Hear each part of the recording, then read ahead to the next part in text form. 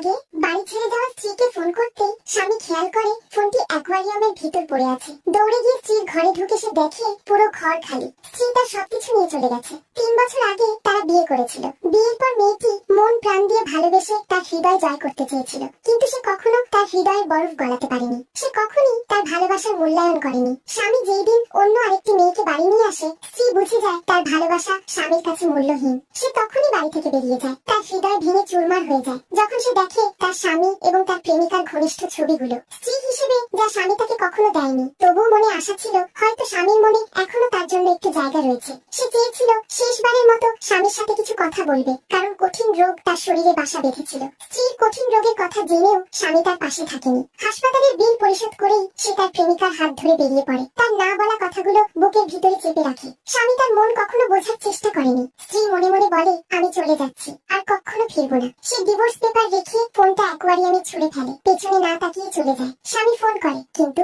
সব শেষ।